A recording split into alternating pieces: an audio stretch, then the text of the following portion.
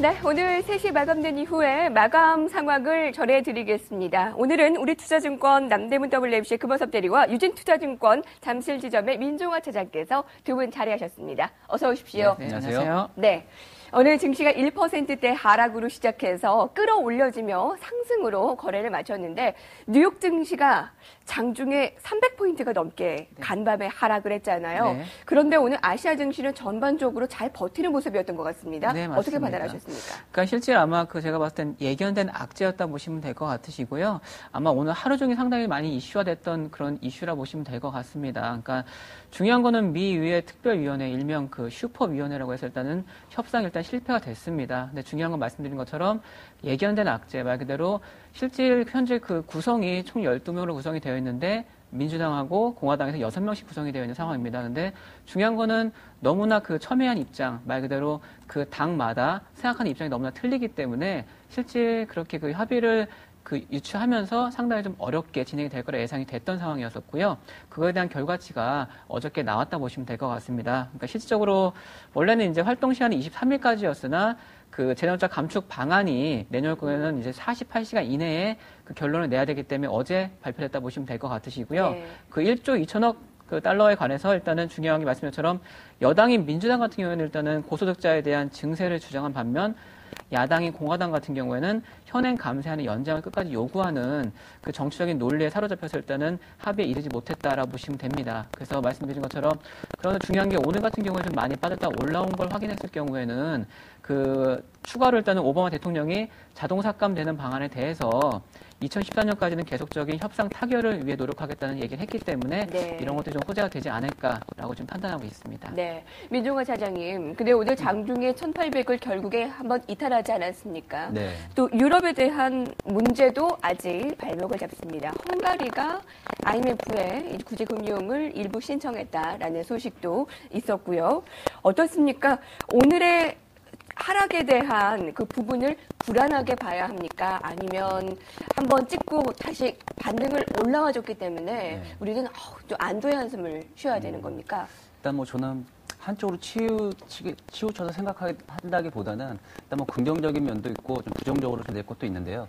일단 오늘 제 개인적으로는 일단 1,800만 지지되더라도 상당히 좀 양호하게 마무리되는 것이 아닌가 이렇게 좀 생각을 했었는데 일단 오늘 보니까 일단 일봉상으로는 61선에 안착을 했고 또 주봉으로도 일단 121선에 안착을 하는 모습으로 좀 끝났습니다. 이런 부분에 있어서는 상당히 좀 고무적이라고 말씀을 드리겠고요. 하지만 아까 앵커님이 말씀하셨다시피 일단 최근에 거래량이 상당히 지금 저조한데 이런 거래량을 봤을 때 오늘 이 주가 상승은 상당히 좀 무의미하다라고 또 볼 수가 있을 것 같습니다. 일단 근본적인 문제 해결이 됨으로써 지수 상승이 이루어진 것이 아니기 때문에 네. 충분히 내일 장을 전망하더라도 유럽에서 어떻게 또 액션들이 나오는지 여부에 따라서 충분히 지수가 다시 1,800 이하로도 충분히 갈 수 있는 여지가 있기 때문에 일단 예측보다는 그냥 순간순간 대응을 잘 하시는 매매를 하시는 게 좀 좋을 것 같습니다. 네. 1,800을 한번 이탈했는데 여기서 끝나는 것이 아니라 또 악재의 뉴스로 또 한 번 이탈할 가능성을 충분히 열어둬야 한다라는 말씀이시네요. 네. 자, 거래 대금도 미미한 가운데 지금 외국인 기관들의 메이저들의 수급 현황이 좋지 않다라는 말씀을 계속 드리는데요. 자, 수급 패턴을 분석을 해주실까요, 사장님께서요? 네, 일단 오늘 제 투자자분들이나 여러분들께 좀 말씀을 많이 드렸었는데 일단 투시는 전형적으로 일단 1,900 이상에서는 일단 매도 포지션을 가지고 매매 임하고 일단 1,800 이하에서는 일단 적극적인 매수 포지션을 좀 취하고 있는 그런 패턴을 계속 보여주고 있는데 제가 아는 펀드 매니저들 중에서 거의 한 7, 8은 다 이렇게 지금 다들 생각을 하고 있습니다. 따라서 일단은 박스권은 단기적으로 좀 박스권 한 1,800 정도로 좀 보시는 게 좋을 것 같고요. 일단 위로는 일단 1,900 얘기도 많이 나오고는 있지만은 일단 1,800 한 60포인트 정도로 일단 상방을 잡으시고 좀 매매 임하시는 게 좋을 것 같고. 네. 일단 수급적인 측면에서 오늘 가장 좀 긍정적으로 봐야 될 부분은 일단 그동안 가장 골칫거리였던 프로그램 쪽에서 일단 좀 어느 정도 좀 베이시스가 좀 완화가 좀 되면서 일단 그렇게 크게 좀 매도가 나오지는 않았는데 일단 제가 오전보다는 오후가 좀 더 나왔지만은 일단 비차익 거래 쪽에서 일단은 매도 쪽이 상당히 들었다는 거에 대한 고무적으로 생각을 합니다.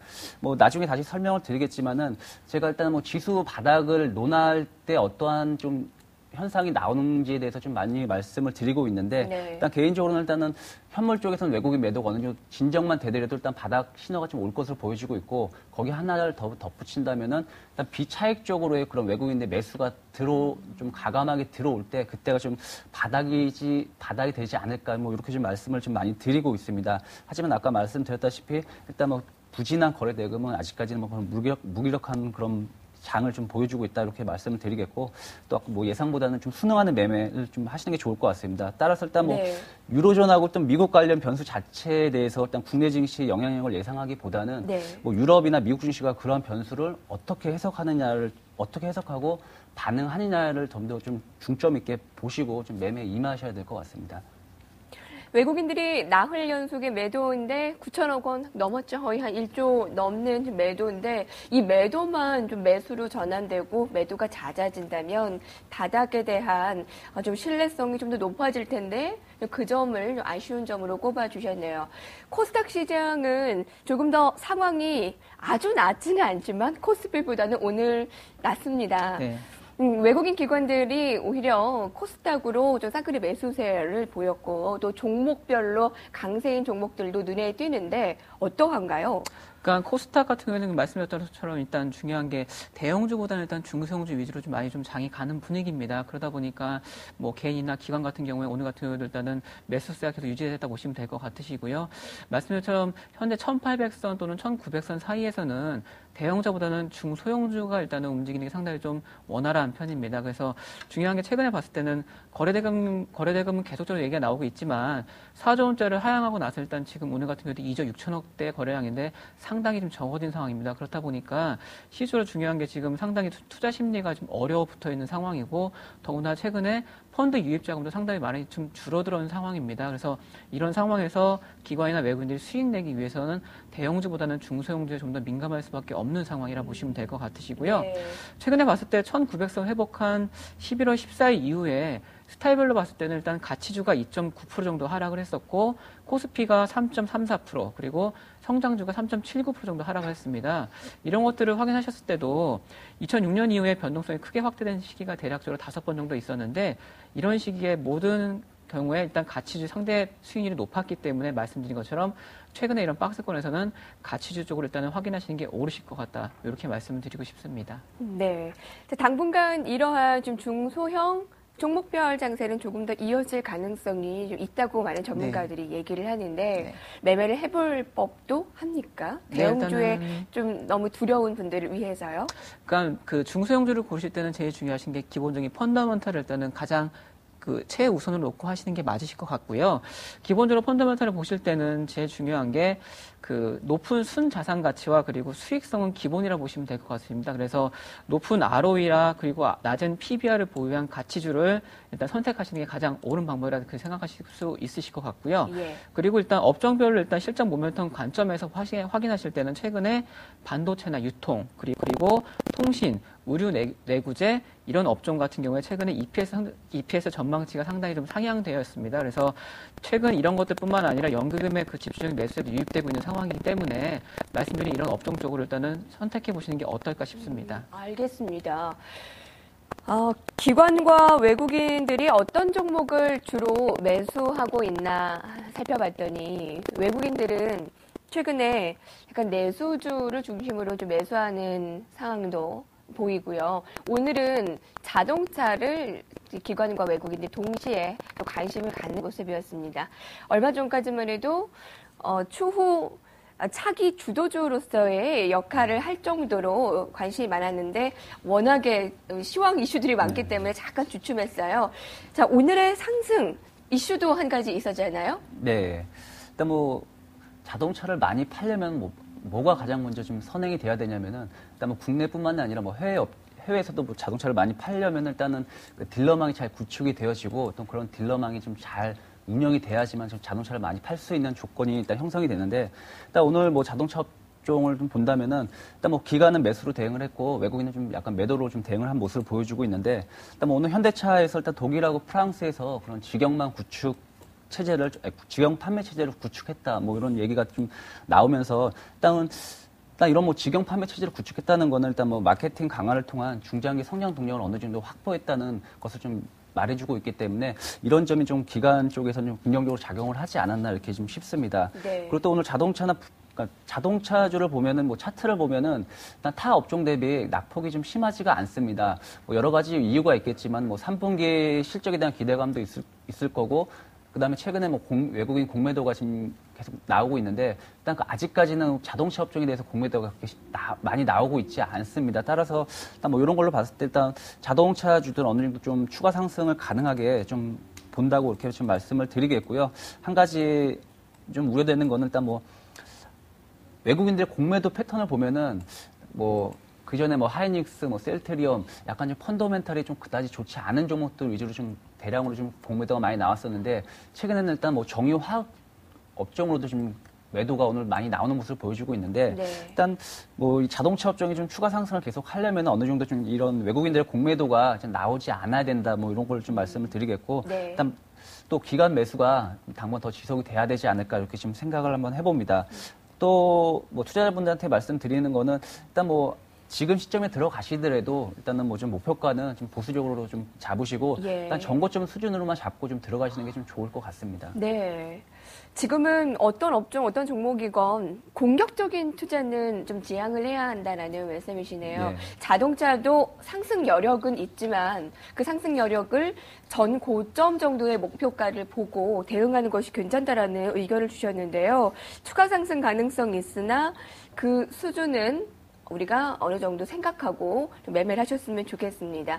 앞서서 특정 테마주에서도 언급이 됐지만 오늘 워낙에 얘기가 많이 되었던 원전 관련주 네. 시청자분들의 관심이 정말 컸던 것이 전화 상담이 굉장히 많이 왔어요. 그리고 증권사에서도 이 상담이 굉장히 많이 들어왔다라고 하는데 그 내용을 들여다보면 정말 솔깃해질 수밖에 없는 내용이거든요. 정부가 강력하게 얘기를 했네요. 네, 맞습니다. 일단 중요한 건 일단 정부가 강력하게 얘기를 했지만 결론은 일단은 단기성 그 이벤트성으로 일단 보시는 게 좀 좋으실 것 같은 상황이고요. 네. 말씀드린 것처럼 중요한 거는 어떤 그렇게 확정적인 일단 내용을 바탕으로 놓은 상황은 아닙니다. 그러니까 아마 앞으로도 이제 원전주를 그 접하실 때 중요하신 건 뭐냐면 최근에 일본에서 일단은 원전 관련 사태가 터지고 나서 그 전부터 계속적으로 오늘 같은 게 많이 올랐던 원전주가 계속적으로 안 좋았던 상황입니다. 그러다 보니까 이런 호재성 이벤트가 터졌을 때 상당히 좀 오늘 거래도 많이 되고 그동안 많이 좀 물려있던 그런 물량들에 대해서 많은 분들이 일단은 그렇게 전화상으로 좀 상담을 했다라고 보시면 될 것 같으시고요. 네네.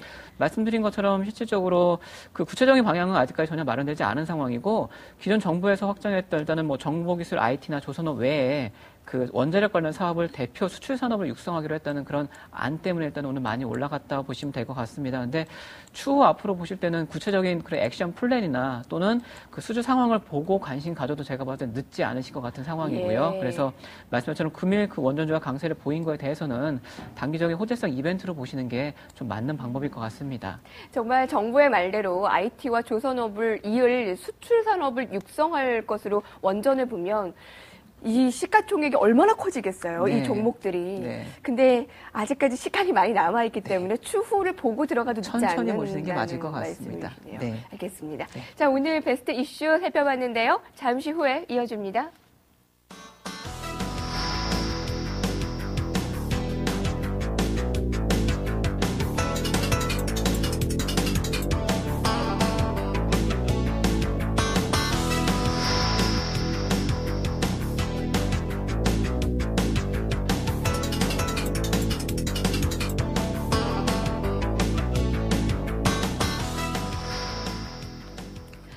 지금 시장은 호재는 없고 변수만 있다라는 얘기가 많습니다. 미국 경기지표 호조에도 증시 영향은 미미하고 유럽에 대한 불안감 여전하고 또 미국에서도 또 한 가지 악재가 튀어나왔던 상황이기 때문에 앞으로 불확실성은 조금 더 이어질 것으로 보입니다.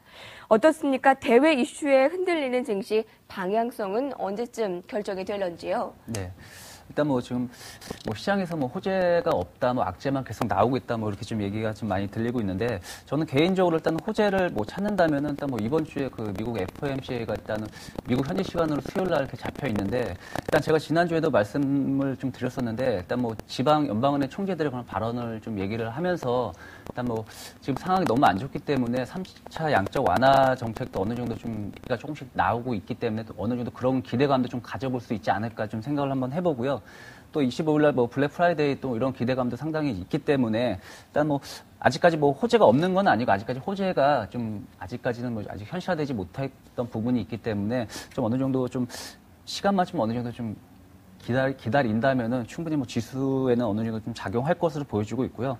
그다음에 이번 주에 또 가장 중요한 여부가 일단 프랑스 신용 강등 여부인데 일단 뭐 프랑스가 신용 강등을 당하더라도 저는 어떻게 보면 또 긍정적으로 좀 봐야 될 부분이 일단 발등에 불이 떨어졌기 때문에 네. 또 프랑스에서 어느 정도 좀 독일에게 어느 정도 좀 적극적인 대시를 하지 않을까 생각이 되어집니다. 따라서 뭐 이런 뭐 EF, SF 뭐 이런 관련된 방안 좀 뭐 액션들이나 뭐 ECB 또 그다음에 요즘 또 유로본드 얘기도 좀 나오고 있고 또 신규 뭐 재정 통합 기구를 만들자 뭐 이런 얘기도 좀 나오고 있는데 일단 뭐 프랑스가 어느 정도 좀 시급하기 때문에 일단 뭐 독일하고 같이 좀 이런 방안들에 대해서 구체적으로 좀 뭐 얘기가 나오지 않을까 뭐 이렇게 좀 생각이 됩니다. 따라서 일단 증시 방향성을 좀 말씀을 드리면은 네. 뭐 아까도 말씀을 드렸다시피 일단 뭐 외국인들 현물 매도 어느 정도 좀 진정이 돼야 되고 또 뭐 프로그램 쪽에서도 일단 비차익 매수가 좀 많이 들어와야지만 어느 정도 좀 바닥을 다지고 일단 상승 추세로 어느 정도 다시 한번 복귀할 수 있지 않을까 이렇게 생각을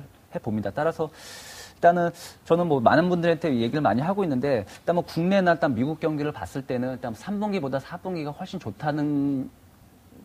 좋다라고 확실하게 지금 말씀을 많이 드리고 있는데 뭐 여러 가지 뭐 이유로 뭐 말씀드릴 수 있겠지만 좀 시간 관계상 일단은 3분기에 자금 집행될 것들이 다 4분기로 많이 지금 연기가 됐기 때문에 일단 4분기는 3분기보다 좋다. 따라서 뭐 기업이나 아니면 미국 경기 전반적으로 봤을 때는 일단 뭐 양호하게 좀 흘러갈 것으로 이렇게 보여지기 때문에 일단 저 개인적으로는 4분기 지표들 예상이 좀 가능한 뭐 12월 초순 정도가 어느 정도 그런 유럽 사태에 대한 어느 정도 뭐 액션들이나 아니면 미국 경기에 대한 지표들이 어느 정도 예측 가능할 때 그때가 좀 글로벌 증시의 분기점이라고 생각을 하고 있고요. 지금 일단 1800포인트 전후에 그런 공방전을 펼치다가 일단 뭐 12월 초쯤에는 어느 정도 좀 상방적으로 좀 방향을 잡지 않을까 뭐 이렇게 좀 예측을 해봅니다. 네, 12월 초까지는 얼마 남지 않았는데 11월은 이렇게 지지부진한 변동성이 큰 한 달로 마무리가 아무래도 되려나 봅니다. 앞서서 호재는 없고 악재가 많다. 이 얘기가 어떻게 보면 약간 틀릴 수도 있어요. 호재가 분명히 있긴 하잖아요. 네. 근데 이렇게 한번 변경을 해보는 건 어떨까요? 호재는 있는데 변수가 더 많다. 이렇게 더 맞는 얘기가 아닐까 싶습니다. 자, 생각하시는 변수들, 이벤트들 살펴봐야 할 것들, 어떤 것들 네. 특이사항으로 보고 계세요? 일단 뭐 항상 그렇지만 최근이나 또는 그 전부터 그렇지만 유럽발 이슈 또는 미국발 이슈는 계속적으로 이제 그 공론화됐던 이 얘기입니다. 그러니까 네. 현재 상황에서는 제가 봤을 때는 이런 내용에 대해서는 일단은 그 당연하게 생각하시는 게 맞으실 것 같고요. 말씀드린 것처럼 그전 같은 경우에 일단 최근에 아시겠지만 그리스 문제가 일단은 최근에 잠잠합니다. 말 그대로 그리스 문제 2, 3주 전만 해도 상당히 좀 이슈가 됐었고 크게 됐지만 일단은 그리스 같은 문제는 좀 많이 좀 약간 좀 이슈가 좀 덜 되는 상황이고 제가 봤을 때 그 외에는 이탈리아나 최근에 스페인 같은 이제 그 국채 금리 같은 것들 좀 더 신경 쓰셔야 될 게 맞을 것 같습니다. 방금 말씀하신 것처럼 프랑스 관련해서 일단 신용등급 하락 같은 것들 일단은 체크를 하시는 게 좀 맞는 방법이실 것 같고요. 중요한 건 일단 이런 것들 외에 일단은 오늘 같은 경우도 말씀하신 것처럼 일단은 그 중요한 게 구체적인 일단 재정조사 방안하고 또는 이런 내용에 대해서 일단 지원 안에 대해서 확실하게 확인을 하시는 게 제일 중요하신 내용이라고 보시면 될 것 같습니다. 그 외에 말씀처럼 아까 미국 재정조사 감축 같은 경우에는 그 제가 아까 확인된 일단은 그런 그 악재라고 말씀을 드렸었고요. 중요한 거는 이런 악재에 가려서 일단은 호재가 지금 안 보이고 있는 상황입니다. 최근에 보시면 아시겠지만 일단은 미국 경제지표 같은 경우는 상당히 좀 좋아지고 있는 상황입니다. 그래서 이런 경제지표 같은 경우에는 이런 악재 속에서 악재가 좀 더 걷어지면은 네. 상당히 좀 이슈가 될 수 있는 그런 이벤트이기 때문에 네. 그런 것들은 계속적으로 확인하시는 게 네. 좋으실 것 같습니다. 비슷한 의견도 분명히 들을 수가 있는데요. 그럼 그에 따른 대응 전략 한마디씩 간단하게 들어볼까요, 사장님? 일단 뭐 짧게 말씀을 드린다면 일단은 뭐 지금 최근에 뭐 내수주가 좀 주가 흐름이 좀 좋아지고 있는데 일단 뭐 내수주는 좀 더 좀 가져갈 것으로 이렇게 좀 많이 권고를 해드리고 있고 네. 또 이와 반대로 좀 지수 관련해서 지수하고 연관성이 높은 또 대형주 위주 특히 뭐 그동안 좀 뭐 3, 4일 정도 많이 떨어졌던 그런 낙폭과대주 위주로 그런 대형주 그러니까 대형주들을 뭐 같이 가져가라는 뭐 이런 좀 전략을 좀 제시를 해드리고 뭐 일반적으로 뭐 선물로 따지자면 뭐 양매도 전략이라도 할 수 있는데 일단 뭐 이런 좀 극과 극인 그런 업종 지수 움직임을 보여주는 업종 그 종목들을 좀 같이 가져가는 전략을 이렇게 좀 추천을 해드립니다. 네, 쉽지 않네요. 네. 네, 금원서 대리님. 네. 일단 중요한 게 오늘 같은 경우에 그 코스피가 일단은 플러스 상승 마감을 했습니다. 다들 아시는 것처럼 실질 대외적인 악재에 대해서 일단은 변동성은 많이 좀 줄어들고 있는 상황이라 좀 보여지고 있고요. 그거 외에 일단은 최근 1, 2주 사이에 글로벌 악재 그리고 미국, 유럽 증시의 하락세를 경험했을 경우에 하락했던 때와는 일단 분위기가 좀 많이 좀 틀려졌다 좀 보고 있는 상황입니다. 그래서 일단 최근에 수급상 기관의 매수세는 일단은 강했고 오늘 같은 경우에도 그리고 투신권도 일단은 매수 흐름을 어제부터 일단 보여주고 있는 상황이기 때문에 이런 것들은 좀 확인하시는 게 좀 좋으실 것 같으시고요. 그거 외에 일단 제가 봤을 때 업종별로 살펴봤을 때는 오늘 좀 약간 특이한 게 은행주 같은 경우 일단은 좀 플러스로 좀 마감이 된 상황이고 아까 제가 확인했을 때까지만 해도 기관하고 외국인 일단은 동반 순매수가 들어오고 있는 상황이었습니다. 그래서 실제 말씀처럼 최근에 실적 대비 크게 하락했던 은행주에 대해서 좀 더 관심을 가지시는 게 좀 좋으실 것 같고요. 그 외에는 아까 네. 말씀하신 것처럼 미국 할리데이 시즌 돌입이기 때문에 실제 항상 이 시즌에는 IT하고 반도체 업종이 상당히 좀 좋았습니다. 최근에 올랐다가 약간 좀 조정받긴 했지만 네. 이쪽 업종에 대해서 계속적으로 좀 관심을 좀 갖고 계시는 게 좋으실 것 같습니다. 네, 알겠습니다. 두 분의 의견 오늘 장 마감과 대응 전략까지 들어봤습니다. 유진투자증권 민종화 차장님과 우리투자증권 금원서 대리님과 함께했습니다. 두 분 고맙습니다. 네, 감사합니다.